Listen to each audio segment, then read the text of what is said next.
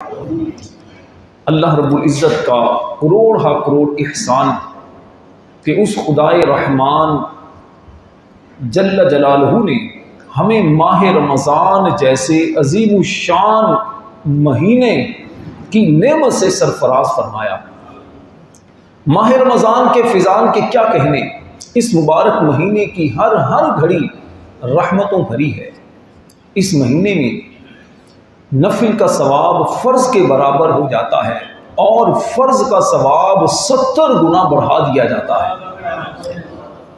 माह रमज़ान का रोज़ादार जब दुआ करता है, अर्श उठाने वाले फरिश्ते उसकी दुआ पर आमीन कहते हैं। बल्कि हदीस पाक में आता है कि रमज़ान के रोज़ादार के लिए मछलियाँ इफ्तार तक दुआए बख्शिश करती रहती हैं। खुश नसीब है वो मुसलमान जो माह रमज़ान में रोज़े रखते हैं, तरावी पढ़ते हैं, एतिकाफ़ की सआदत हासिल करते हैं, गुनाहों से बचते हैं, नेकियों में अपने ज़िंदगी को, अपने वक्त को बसर करते हैं। और महरूम रहते हैं वो लोग जो माह रमज़ान में भी गुनाहों से बाज नहीं आते, माह रमज़ान को भी गफलत में गुजार देते हैं, रोज़ा नहीं रखते, नमाजें नहीं पढ़ते, रमज़ान में भी गुनाहों में वक्त सर्फ कर रहे होते हैं। फिल्में, ड्रामे, गाने बाजे, बदनिगाही, रिश्वत, सूद, माल में मिलावट, मुसलमान को धोखा देने जैसे धोखा देने वाले गुनाहों के अंदर अपनी ज़िंदगी को बसर कर रहे होते हैं। मुसलमान को धोखा देकर बज़ाहिर कुछ अरसे के लिए, कुछ दिनों के लिए दुनिया की दौलत तो हासिल कर लेते हैं, लेकिन अपनी आखिरत को दांव पर लगा लेते हैं।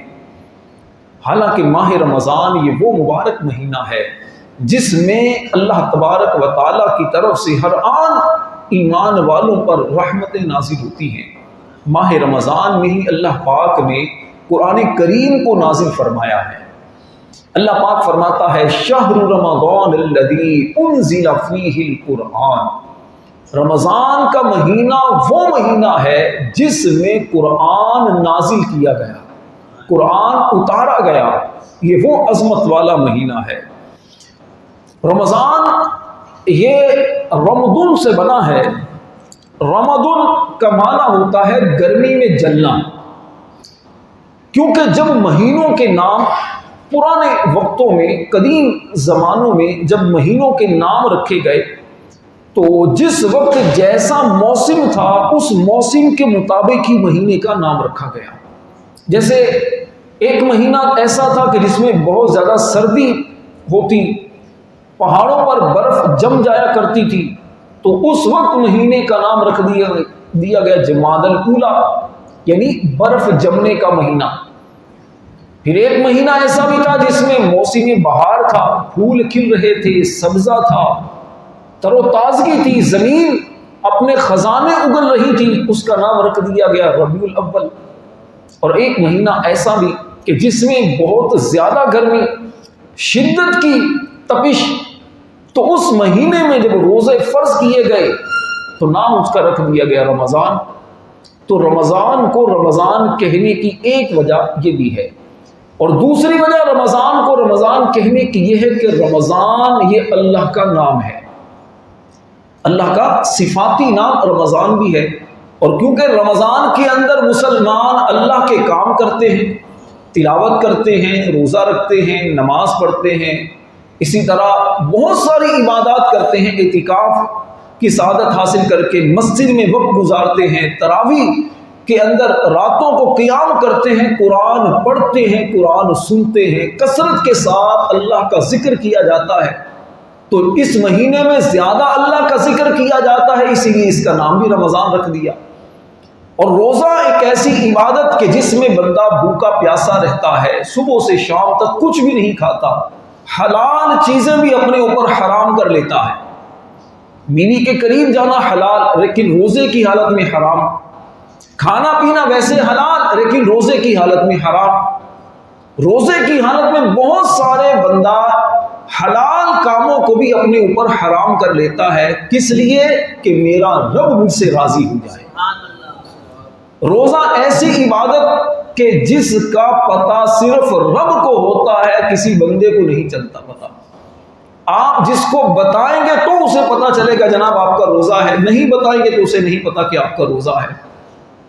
बातिनी इबादत और रब की बारगाह में वो इबादत ज्यादा मकबूल है कि जिस इबादत का बंदे को पता हो, बंदे के रब को पता हो।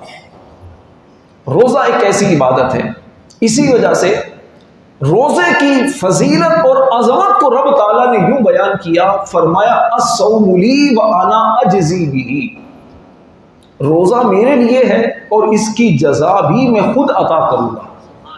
और एक रिवायत में तो यूं अल्फाज आए कि रोजा मेरे लिए है, इसकी जजा भी मैं खुद ही हूं। अब जिस बंदे को रोजा रखने से रब मिल जाए, कायनात का मालिक मिल जाए, खालिक और मालिक उसका हो जाए, तो उसे और क्या चाहिए। बंदा सारी जिंदगी इबादत करता है, मेरा रब मुझसे राजी हो जाए, मेरा अल्लाह मुझसे मोहब्बत फरमाए, कोई गारंटी नहीं। लेकिन रोजा एक ऐसी इबादत जिसमें रब की खास बंदे को कुर्ब मिलता है। एक बादशाह गुजरा है, महमूद गजनवी रहमतुल्लाह अलैह, बड़ा नेक बादशाह था। यह बादशाह एक मर्तबा घोड़े पर सवार बाहर की तरफ निकला, इसका गुलाम, वफादार गुलाम अय्याज भी साथ था। बादशाह ने अशरफियां पीछे फेंकना शुरू की, पीछे लोग आए और लोगों ने चुनना शुरू कर दी, दरबारी भी थे, कुछ और लोग भी थे। कहा बादशाह अशरफियां फेंक रहा है, लोग लूट रहे थे, चुन रहे थे। बादशाह चलते चलते चलते जब काफी दूर चला गया, पीछे मुड़कर देखा तो अय्याज आ रहा है, बाकी कोई भी बंदा साथ नहीं है। बादशाह ने कहा अय्याज क्या तुम्हें अशरफियों की जरूरत नहीं? अय्याज कहने लगा बिल्कुल जरूरत है। तो बादशाह कहने लगा कि अगर तुम्हें अशरफियों की जरूरत है तो फिर तुमने अशरफियां उठाई क्यों नहीं? अय्याज ने बड़ा तारीखी जवाब दिया, कहा बादशाह सलामत, मुझे अशरफियों से ज्यादा अशरफियों वाले की जरूरत है। अशरफियों वाला जब मुझे मिल जाएगा तो अशरफियां खुद ही मिल जाएंगी। तो जिस बंदे को रब मिल जाए, जिसको रब अपना प्यारा बनाए, तो कायनात तो सारी की सारी उस बंदे की हो जाएगी। इसी वजह से जो अल्लाह वाले होते हैं, अल्लाह के प्यारे होते हैं, अपनी जिंदगी में अपनी ख्वाहिशात को खत्म करके रब की रिजा को मुकद्दम रखते हैं, उनका मकाम फिर ये होता है जिसको शायर ने यूं कहा कि चाहे तो इशारों से अपनी काया ही पलट दे दुनिया की, चाहे तो इशारों से अपनी काया ही पलट दे दुनिया की, ये शान है उनके गुलामों की, सरदार का आलम क्या हो। तो इसलिए रोजा रखें रब की रिजा के लिए। तो रोजे क्योंकि रमजान के अंदर रोजे रखे जाते हैं, अल्लाह की ज्यादा इबादत की जाती है, तो इस वजह से रमजान का नाम रमजान रखा गया।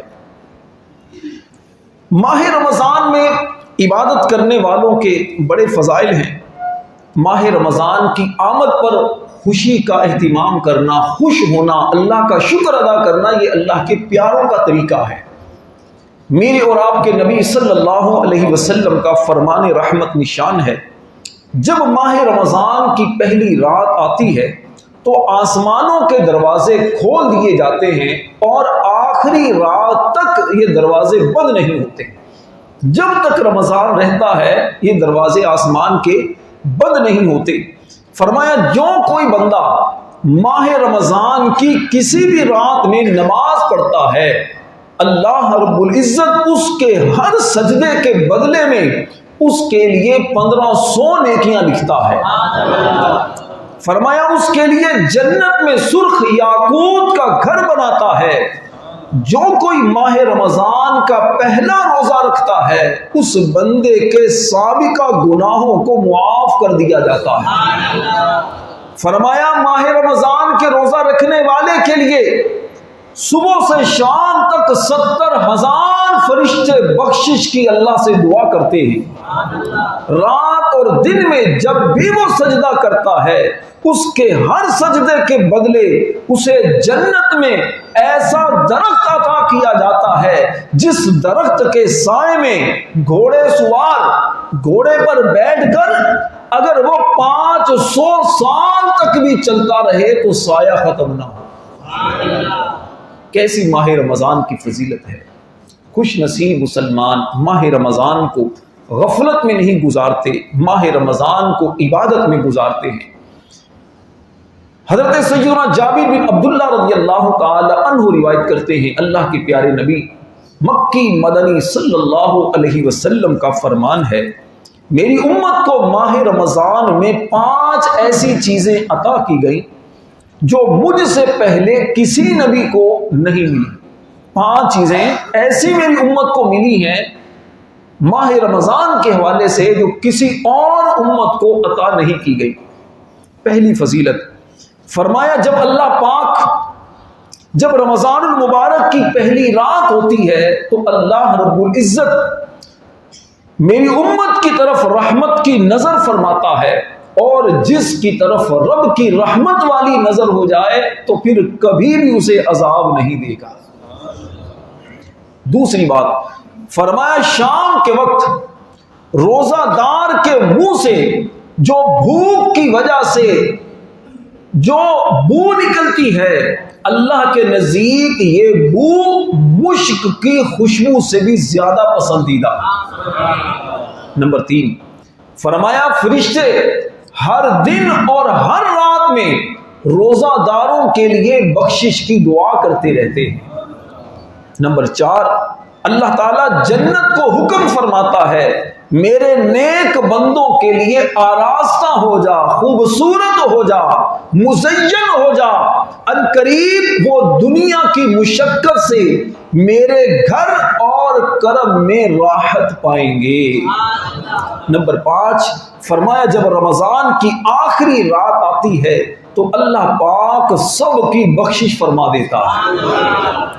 कौम में से एक शख्स ने खड़े होकर अर्ज की, ए अल्लाह के प्यारे नबी, क्या वो लैलतुल कदर है? इरशाद फरमाया, क्या तुम नहीं देखते कि मजदूर जब कामों से फारिग हो जाते हैं तो उन्हें उजरत दी जाती है। गोया रमजान के अंदर आखिरी जब रात आती है तो जो इबादत करने वाले होते हैं, तिलावत करने वाले होते हैं, रोजे रखने वाले होते हैं, रो रो कर रब की बारगाह में इल्तिजाएं करने वाले होते हैं, अब उनके उजरत लेने का वक्त होता है, इनाम लेने का वक्त होता है। जिस तरह एक मजदूर सुबह से शाम तक काम से फारिग होता है तो उसे उजरत मिलती है तो वो सारे दिन की थकावट को भूल जाता है, इसी तरह रोजादार जब इफ्तार के वक्त रब की बारगाह में दुआ के लिए हाथ उठाता है और उसे दुआ में इनाम के तौर पर कभी उसे बख्शिश के परवाने मिल जाते हैं, कभी उसे जहन्नम से आज़ादी का परवाना मिलता है, कभी उसे खास रब की रहमतों के परवाने नसीब हो जाते हैं। अल्लाह अकबर। हमारे प्यारे आका सल्लल्लाहु अलैहि वसल्लम का फरमान है, अगर मेरी उम्मत को पता चलता कि माह रमज़ान में क्या है, फजीलतें क्या हैं, बरकतें क्या हैं, अजमतें क्या हैं, रब की रहमतें माह रमजान में कितनी होंगी, फरमाया अगर मेरी उम्मत को पता चल जाए कि माह रमजान में क्या है तो मेरी उम्मत तमन्ना करती कि काश सारा साल रमजान ही रहे। लेकिन ऐसे लोगों की भी माशरे में कमी नहीं कि जब रमजान आता है तो वो टेंशन में आ जाते हैं, यार अब तो रोजा रखने पड़ेंगे, रमजान आ गया, वक्त कैसे गुजरेगा, गर्मी बहुत ज्यादा है, प्यास बहुत लगेगी, दिन बहुत बड़े हैं। और अल्लाह वाले अल्लाह के इस मुबारक महीने की आमद पर खुशी का इजहार करते, सजदा शुक्र करते कि मालिक तेरा शुक्र है, तेरा करम है, तूने जिंदगी में फिर रमजान देखना नसीब फरमाया। अल्लाह का शुक्र अदा किया करें। भूख हमें उसी वक्त लगती है जब रब का जिस्म को हुक्म होता है तो जिस्म भूख का एहसास दिलाता है, यही है ना, भूख का एहसास उसी वक्त होता है क्योंकि जिस्म रब ने बनाया है, भूख को रब ने पैदा किया है। अब जो बंदा अल्लाह की रिजा के लिए ये जहन बना ले कि मैंने रोजा रब के लिए रखना है, मेरा रब मुझसे राजी हो जाए, तो फिर उसे भूख की तरफ तवज्जो नहीं होगी, तवज्जो रब की रहमत की तरफ होगी। इसको यूं समझिए, जैसे आप किसी से मोहब्बत करते हैं, अपनी औलाद से आप मोहब्बत करते हैं। कई मरतबा ऐसा होता है यहाँ मस्जिद में एक बड़ी तादाद, बल्कि अगर मैं यूं कहूं कि जो भी औलाद वाला है वो जिंदगी में हजारों मरतबा ये काम करता है। आपको किसी चीज की बहुत ज्यादा तलब होती है कि मैं ये चीज खाऊं, आपका बेटा भी करीब बैठा होता है। बाप को ज्यादा खुशी खुद खाने में होती है, बेटे को खिलाने में होती है।